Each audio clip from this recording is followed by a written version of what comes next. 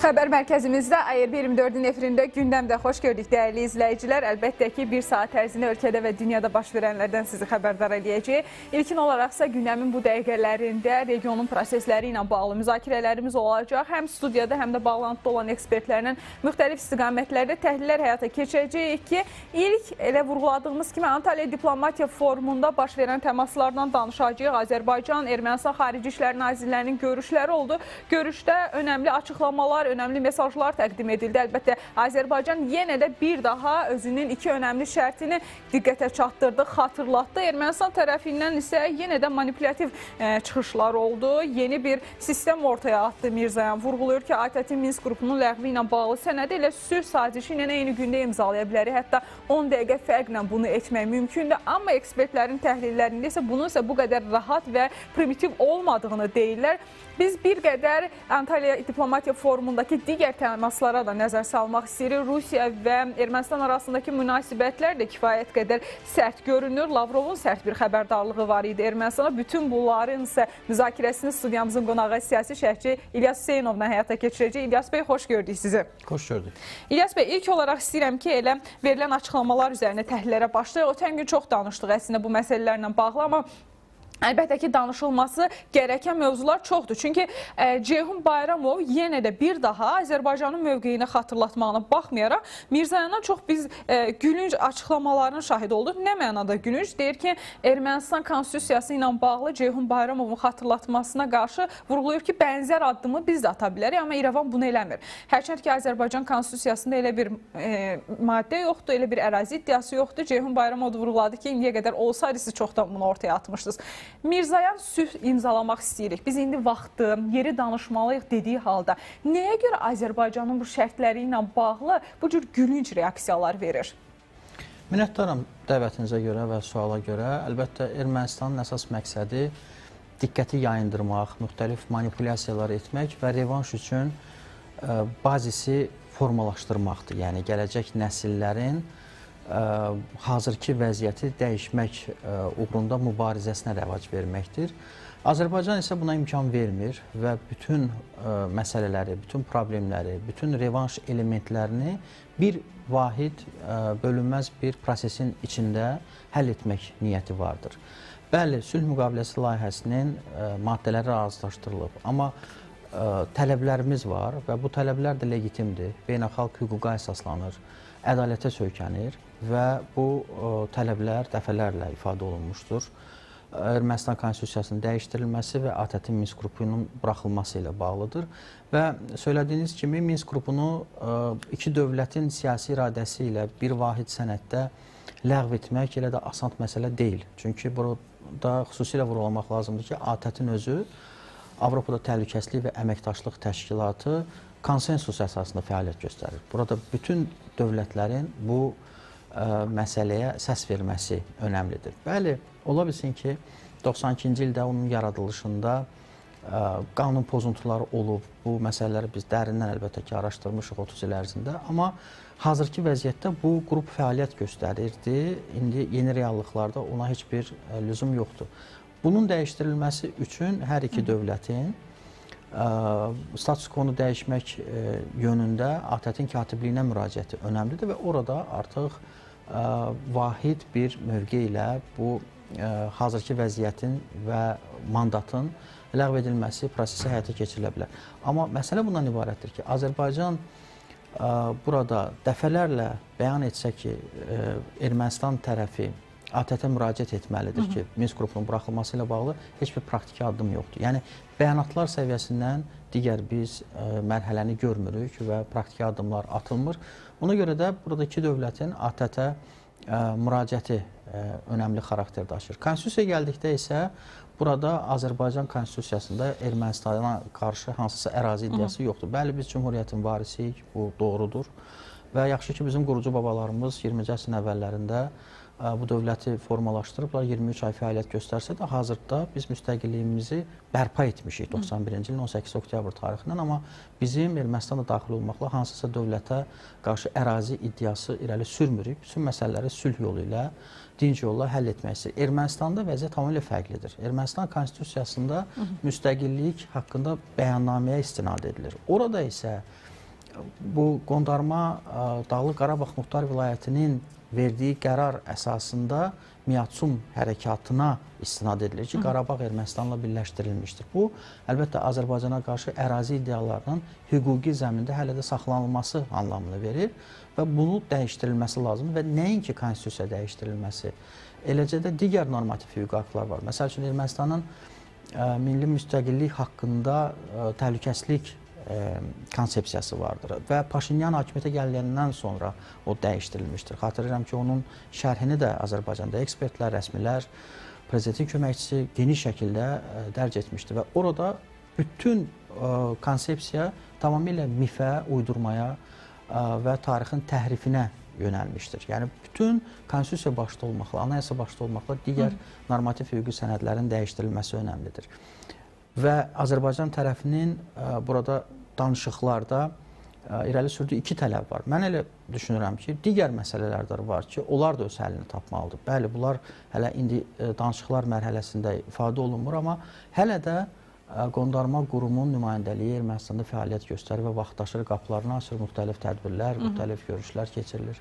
Hələ də Ermənistan parlamenti ilə qondarma qurumu parlament arasında dostluq qrupu fəaliyyət göstərir və bunun buraxılması üçün Ermənistan parlamentinin spikeri Alen Simonyan praktiki addımlar atmalıdır. Hələ də Qarabağdan könüllü olaraq köçən ermənilərin hüquqlarının müdafiəsi komitəsi adı altında bir institut formalaşdırılıb və onun da rəhbəri Ermənistanın keçmiş Xarici İşlər Naziri Vardan Asqanyandır, hansı ki, bu danışıqlar prosesində iştirak edir və o danışıqlar prosesi də Azərbaycanın ərazi bütövlüyünü və suverenliyini təsdiq edirdi. Yəni, burada başqa məsələlər də vardır ki, onlar da vaxtaşırı mediada əks olunur və onları tamamilə ləğv etmək lazım. Yəni, imitasiya edib danışıqlarda mövqe nümayiş etdirib, sülh müqaviləsinin yalnız ən əsas problem kimi harada və nə zaman imzalanması məsələsini ortaya atmaq mənə elə gəlir ki, ictimai rəyi çaşdırmaq məqsədi daşıyır.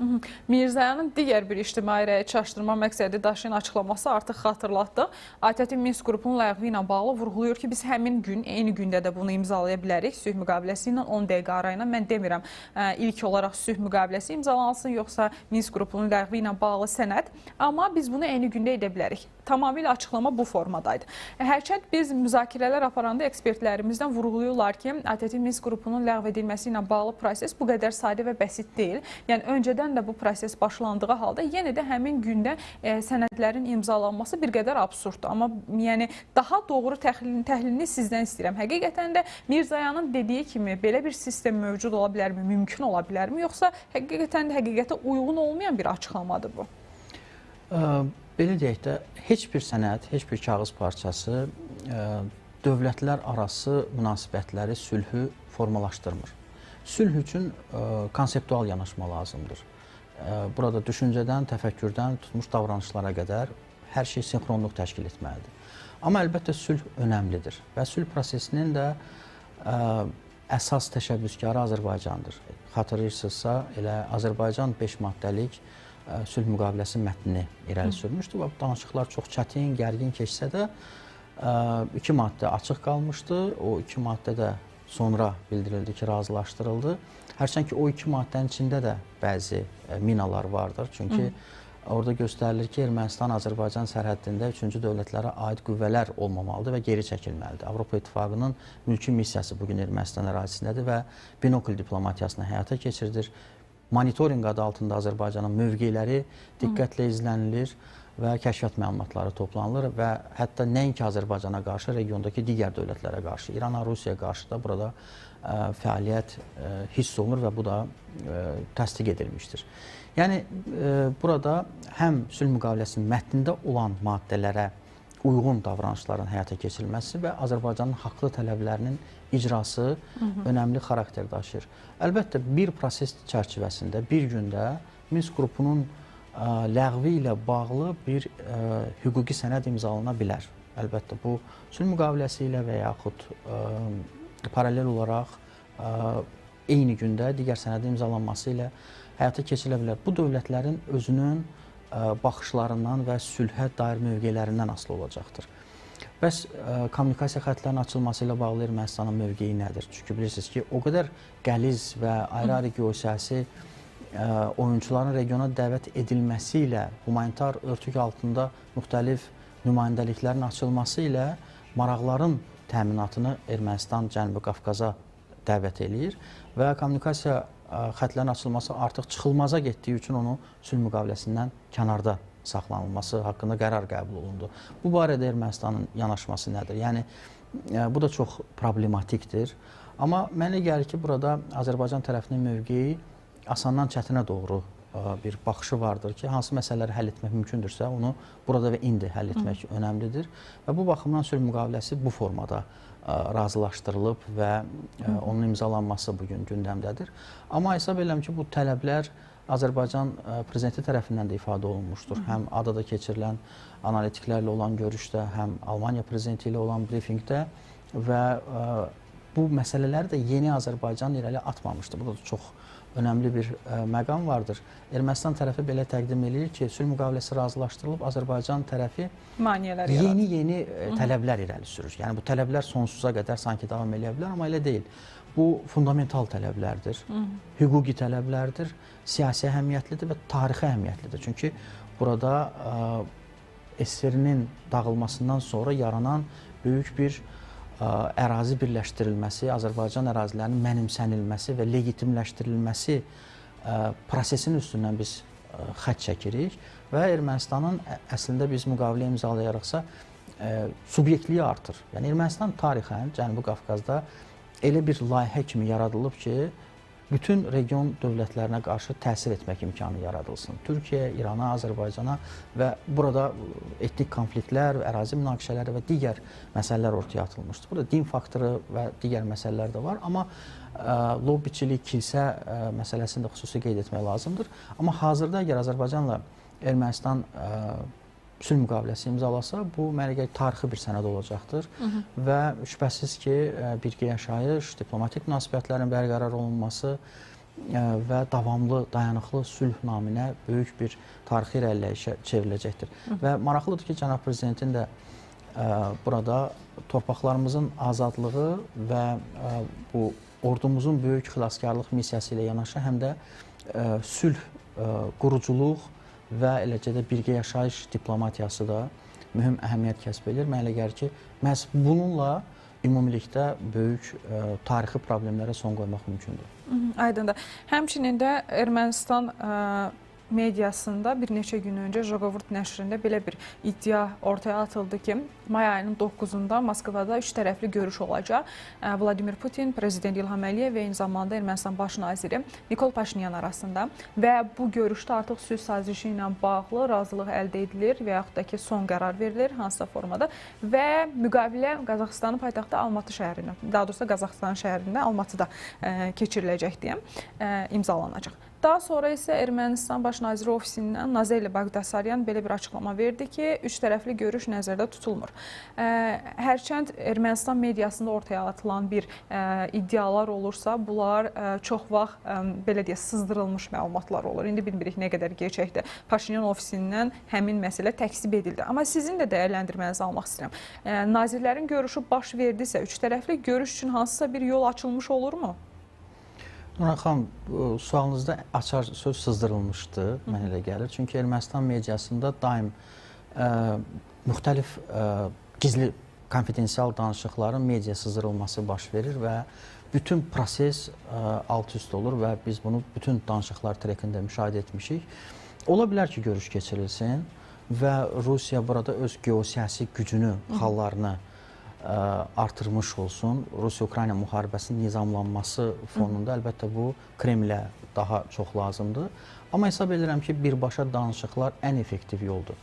Çünki istənilən dövlət burada vasitəçilik missiyasını, mediasiyanı həyata keçirəcəksə, öz geosiyasi xallarını toplamaq istəyəcək, öz şərtlərini daha sonraki mərhələdə diktə etmək imkanını əlində saxlayacaq və bu baxımdan Bakı ilə İrəvan arasında birbaşa danışıqlar və sülh ilə bağlı konkret detalların müzakirəsi, masaya yatırılması müstəsna əhəmiyyətə malikdir ki, sonrakı mərhələdə burada müxtəlif suallar yaranmasın. Vaxtilə xatırlayırsınız ki, Vətən müharibəsindən sonra Avropa İttifaqı ilə Rusiya arasında çox böyük bir diplomatik yarış gedirdi.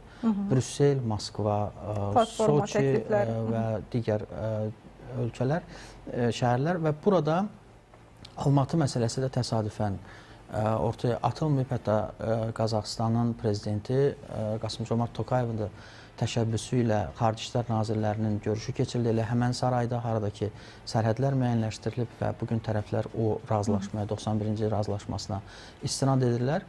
Ola bilər, yəni bu, amma mənə elə gəlir ki, hər iki dövlətin iradəsi nəticəsində Almatıda, həmən sarayda sülh müqaviləsi imzalana bilər və pis bir seçim variantı deyil. Burada biz daha çox sülh müqaviləsini harda imzalayacağıq məsələsini müzakirə etmirik. Əsas məsələ sülhün etibarlılığı, tərəflərin bir-birinə inamı və eləcə də gələcək haqqında düşüncələri mənə elə gəlir ki, daha mühüm çəkiyə malikdir və hesab edirəm ki, burada birbaşa danışıqlar çox önəmlidir. Məsələn, Mərkəzi Asiyada Qırğızıstanla Tacikistan arasında tarixi bir sənəd imzalandı. Uzun illər ərzində burada minalar kimi bastırılmış sərhəd problemini birbaşa danışıqlar yolu ilə hər iki tərəf həll elədi və orada heç Rusiya iştirak eləmirdi. Bəli, sonraki mərhələdə Avropa İttifaqı, Amerika Birləşmiş Ştatları yaranan vəziyyətdən öz geosiyasi maraqlarını istifadə etmək üçün istifadə etdilər, amma mənə elə gəlir ki, burada ən uyğun danışıqlar formatı bu birbaşa danışıqlardır və heç bir dövlətin bura müdaxilə etmək imkanına da icazə vermək olmaz. Aydındır.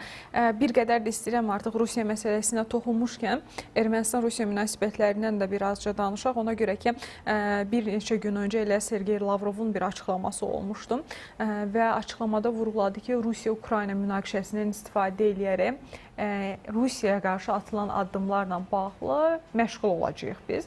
NATO qüvvələrini yerləşdirənlər var, elə düz bizim yanımızda Cənubi Qafqazda deyə vurğuladı. Ermənistana bir sərt xəbərdarlıq etdim. Həmin görüşdə əlbəttə ki, Ermənistanın Rusiyadakı səfiri də iştirak edirdi, lakin sonradan Ermənistanın səfirliyində hər hansı bir yazı paylaşılmadı, amma birbaşa olaraq sərt şəkildə Ermənistanın adını çəkdi Lavrov və məşğul olacağıq dedi sizlə. Bu məsələ üzərində də əlbəttə ki, təhlillər aparmışıq. Biz müəyyən verilişlərimizin içərisində, amma sualım bundan ibarət olacaq. Məşğul olacağıq deyəndə əslində Rusiyanın hansı formada məşğul olması ilə bağlı daha çox iqtisadi məsələ göz önünə gəlir ki, Ermənistanın iqtisadiyyatının demək olar ki, yarısı Rusiyadan asılıdır. Qarşılıqlı bir alış-veriş də var. Amma Rusiya hazırki vəziyyətdə həqiqətən də Ermənistan tərəfindən həmin o özünə qarşı problemi görürmü? O, həqiqətən də məşğul olmaq istəyirmi sərt şəkildə? Məşğul olmaq istəsəydi, Rusiya-Ukrayna müharibəsi başlayan dövrdən 24 fevral 2022-ci ildən məşğul olardı. Mən Rusiyalı ekspertlərlə də dəfələrlə görüşlərimdə bu sualı onlara ünvanlamışam ki, bəyanatlardan o tərəfə hansı bir addım olacaqmı? Yəni, istənilən, söylədiyiniz kimi, iqtisadi rıçaqları vardır və bu rıçaqların heç olmasa biri tətbiq olunsa, Ermənistan iqtisadiyyatı və sosial vəziyyəti tamamilə darmadağın olacaqdır. Amma bu edilmir. Qarşılıqlı maraqlar var. Söylədiyiniz alış-veriş məsələsi vardır. Bu reeksport sahəsini əhatə eləyir. Amma burada şübhəsiz ki, hazırki dövrdə, son 3 il ərzində baş verən proseslər Kremli narahat eləyir. Çünki bir tərəfdən Rusiyanın geosiyasi oxundan Ermənistan yayınır, digər tərəfdən Avropanı daha çox, Qərbi daha çox Qafqazda görmək niyyəti vardır. Fransadan silah alış-verişi, Fransa ilə siyasi məsləhətləşmələr və çox yaxın əməkdaşlıq faktları, hətta Pentaqonun nümayəndəsinin Ermənistan Müdafiə Nazirliyində davamlı əsaslarla fəaliyyəti, ABŞ Ermənistan hərbi təlimləri və bununla yanaşı olaraq nə qədər anti-Rusiya ritorikası Ermənistanda artırsa, bunun siyasi və maliyyə baxımından Ermənistan üçün imtiyazları artır və bu privilegiyalar həm də maddi ekvivalentə çevrilir. Yəni, deyək ki, bugün Paşinyan Rusiyanın siyasətini tənqid eləyir. Daha sonra USAID və yaxud ayrı-ayrı institutlar, Avropa Sülh Fondu adı altında Ermənistana müxtəlif iyanələr, tranşlar ayrılırlar. Yəni bu proses davam eləyirdi və eyni zamanda Kollektiv Təhlükəsizlik Müqaviləsi Təşkilatında da Ermənistan fəaliyyətini dondurub, halbuki nizamnamə ilə dondurulmaq yoxdur. Digər tərəfdən orada üzvlük haqqını ödəmir, nümayişkaranə şəkildə tədbirlərdə iştirak etmir.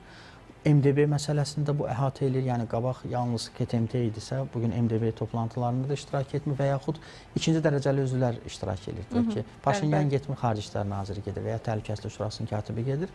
Bu Rusiyanı əlbəttə qəzəbləndirir. Amma məşğul olmaq dedikdə burada hansısa hərbi və yaxud çox sərt iqtisadi yanaşmalar olmayacaq və bu Rusiya daxilində də erməni lobbisi, erməni soyadları ilə Rusiya vətəndaşlığı altında fəaliyyət göstərən media segmentləri, vətəndaş cəmiyyəti və digər məsələlər var ki, Rusiya bütün bunları nəzərə alaraq Ermənistanla münasibətlərini nəzərdən keçirdir və daha çox müxtəlif səviyyələrdə Rusiya rəsmiləri tərəfindən Ermənistanı itirməmək və yaxına çəkmək naminə bəyanatlar və ritorika hiss olunmaqdadır və bu da yumşaq formada həyata keçirilir. Humanitar məsələlər, yumşaq diplomatiya, vətəndaş diplomatiyası və digər bu cür risklar istifadə olunur.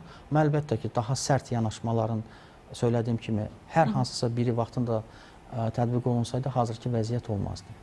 Çox sağ olun İlyas bəy, təşəkkür edirik. Dəvətimizi qəbul edib gəldiniz və önəmli dəyərləndirmələr üçün minnətdarıq. Qeyd edək ki, region prosesləri ilə bağlı təhlillər həyata keçirir. Əlbəttə ki, Antalya Diplomatiya Forumundakı görüşmələr çox önəmli idi. Azərbaycan və Ermənistan Xarici İşlər Nazirlərinin görüşü kifayət qədər diqqət çəkən mesajlar ötürüldü. Hər iki tərəf bir-birinə öz mövqeyini bir daha bildirdi. Əlbəttə ki, Ceyhun Bayramov Azərbaycan mövqeyini yenidən bir daha Ermənistan tərəfinin diqqətinə çatdırdı. Biz bütün bu proseslər